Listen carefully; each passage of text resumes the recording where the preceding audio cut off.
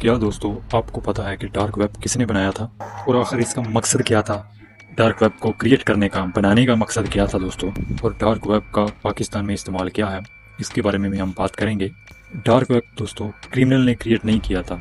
ये साल था 1990 का।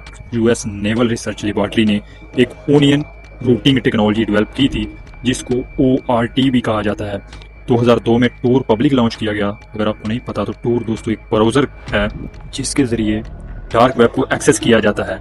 जबकि 2006 में टूर प्रोजेक्ट को ऑफिशियली एस्टेब्लिश किया, ओपन कर दिया गया था। दोस्तों डार्क वेब का असल मकसद प्राइवेसी और सिक्योर कम्युनिकेशन था। अगर मैं आपसे कहूँ कि इंटरनेट का एक ऐसा हिस्सा भी है जहाँ गूगल और आम ब्राउज़र एक्सेस नहीं कर सकते, जहां लाखों वेबसाइट आम आंखों से छुपी होती हैं और जहां प्राइवेसी, ये दोस्तों एक ऐसा जंगल है जहां शिकारी हर वक्त रेडी रहता है अपने शिकार के लिए। तो क्या आप यकीन करेंगे? आज हम डार्क वेब की असल दुनिया को फैक्ट के साथ एक्सप्लोर करेंगे। डार्क वेब क्या है और पाकिस्तान का इससे क्या कनेक्शन है, और क्या वाकई यहाँ $1 बिलियन साइबर क्राइम इंडस्ट्री चलती है? आज सब कुछ एविडेंस और सिंपल लैंग्वेज में समझने की कोशिश करेंगे।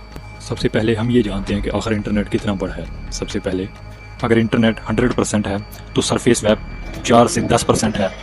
उसके बाद बारी आती है डीप वेब की जो तकरीबन 80 से 90% है। इसके बाद बारी आती है दोस्तों डार्क वेब की जो बताया जाता है कि हिस्सा है, मगर असल में दोस्तों ये इंटरनेट की ऐसी दुनिया है जिसका अंदाज़ा लगाना भी आम इंसान के बस की बात नहीं है। यानी जो इंटरनेट हम रोज़ गूगल और यूट्यूब पर देखते हैं वो सिर्फ छोटा सा हिस्सा है।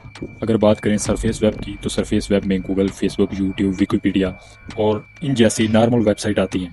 जबकि अगर डीप वेब के बारे में बात करें तो email, online banking, hospital record, university portal, private data होता है।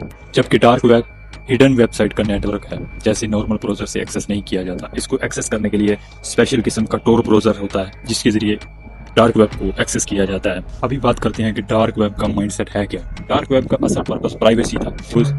करते हैं दोस्तों, हर डार्क वेब यूज़र क्रिमिनल नहीं होता, लेकिन कुछ लोग data theft, scams, phishings, ransomwares, illegal market place, hacking service, ये तमाम एक्टिविटीज़ कानूनन जुर्म है और इनमें मुलवस होते हैं। अब बात यह है कि आखिर डार्क वेब का मार्केट वैल्यू क्या है दोस्तों। तो सबसे पहले समझने की बात यह है कि डार्क वेब कोई एक कंपनी नहीं है जिसका कोई ऑफिशियली रिकॉर्ड हो। इस पर जो काम होते हैं इसमें cyber fraud, stolen data, crypto scams, illegal market place के जरिए पैसा इकट्ठा किया जाता है।